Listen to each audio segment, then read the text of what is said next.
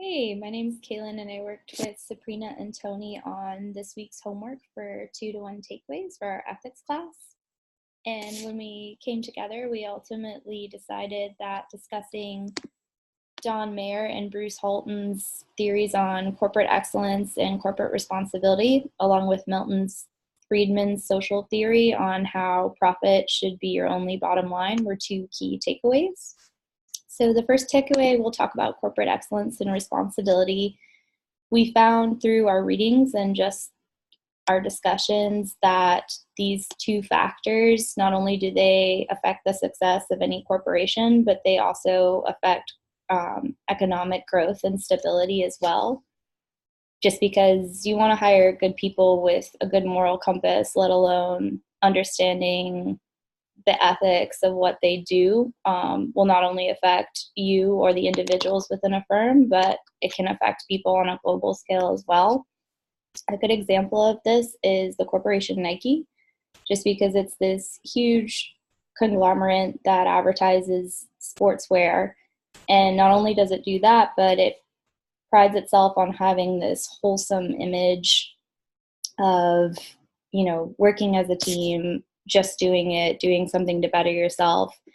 And lo and behold, in the 1990s, the media came to find out that when corporate decided we want to have our merch made overseas in various Asian countries, that the conditions of these workers weren't up to par.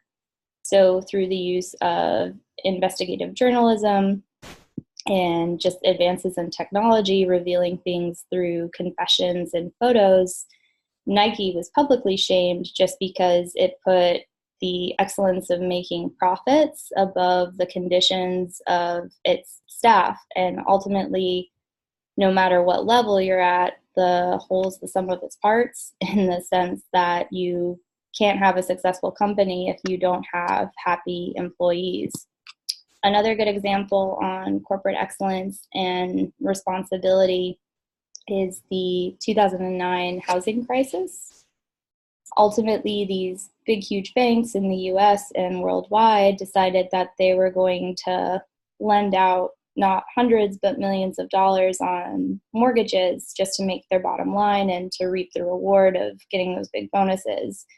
But come 2009, after years of these loans being defaulted just because they turned a blind eye on credit checks and just seeing if these clients could even pay back these deals in the first case, banks in France all of a sudden start defaulting, Bear Stearns goes out of business, and even better yet, the US government had to get involved with all of these federal regulations just because these big banks chose money over what would happen not only to the banks and the employees itself, but the whole worldwide economy.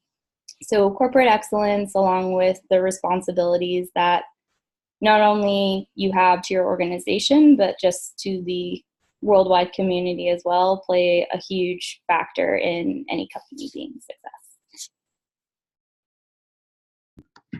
So my portion of this project is corporate social responsibility, as told by Friedman, and the way that Friedman believed that the sole responsibility of a company or corporation is to maximize profit, something that we don't believe in. Basically, yes, it is a responsibility of a corporation to make sure that profits are good and the company is doing well. But it also is important to understand the responsibilities that you have to not only your employees or your shareholders, but also to the community. So as far as the social responsibility to the shareholders, it is to maximize profits and make sure that the business is doing well and making a profit. But to your employees, you must make sure that you're taking into account that they're making a good living, they're able to support themselves and support their families, making sure that they are living the life that they need to be living and taking care of the responsibilities they have at home. So the other responsibility is basically to your suppliers.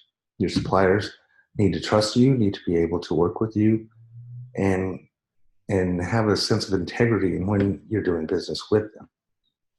So before, it used to be thought of as risk management, and where you're just basically taking care of the financial responsibilities to make sure that nothing is going wrong with the business.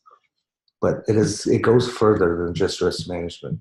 Corporate social responsibility has to take care of the community as well. And by doing so, they need to make sure that they are taking care of this process, not at the end after they're making their profits and then giving money to charity, but as they're working through their day-to-day experiences and making sure that they're recycling, they're doing business with the utmost integrity, including all of the employees are doing their job with the utmost of integrity. There are laws that are in place to make sure that corporations are taking care of this, but at the same time, I feel it's very important that we look at not only the laws, but a sense of understanding from the employees what is right and what is wrong, and making sure that they are all on the same page as to what needs to be done each day. My name is Supremna, and I worked with Tony and Kallen this week for our 2+1 project. The focus of our 2+1 key takeaways and question really focused on the 2 articles this week.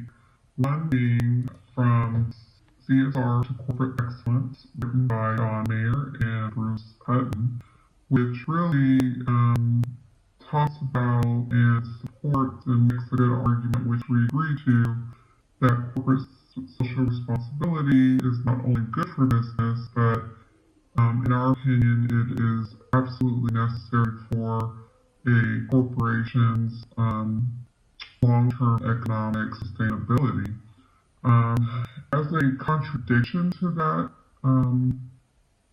premise around corporate social responsibility, the second article that we focused on was written by Milton Friedman, and his argument was that the only moral responsibility of a corporation is to increase the returns and profits for the shareholders, which, again, this, in our opinion, was a direct contradiction to the premise around corporate social responsibility, since profit generation really hinges on people, right? And so a corporation is only as good as the people that it hires and markets to, and it's highly likely that people you're selling to and the people that you are relying on, your employees, to generate profits are a part of the community and just the social environment that the corporation is working in. So in summary, we walked away from this debate and conversation with an interesting question that I personally have asked myself as I've had an opportunity to work for some very large corporations. And one thing that I've noticed is, I've been fortunate to work for corporations that did a really good job at raising money, not just small amounts of money, a significant amount of money in giving to very good causes, and at a very large scale and recognized on a national level for its efforts. But the question is, does that fit into corporate social responsibility when you're talking about corporations' philanthropic efforts? And how do you reconcile that with maybe violations to a certain extent of corporate social responsibility issues? So if you have a company that is, again, a big giver and they're recognized for it and they do a great job and there's hands down, maybe there's no argument that they're wonderful in that area, but you know, they are struggling in other issues. Maybe they violated the law due to some other issue that's closely related to, you know, corporate social responsibility, or maybe they're emitting a large amount of pollutants into the environment. But again, they are a huge giver to the community. So how do you reconcile the two? Is it the same? Does it fall in the same basket? You know, corporate giving, is that also considered corporate social responsibility, or is it separate? Does a company's kind of legal standing, you know, whether or not they're following the law or not, if they're polluting the air, does that get shielded by the great efforts that they're making on the giving side, or does the giving get completely circumvented by, you know, the other wrongdoings that the company is involved in? Thank you.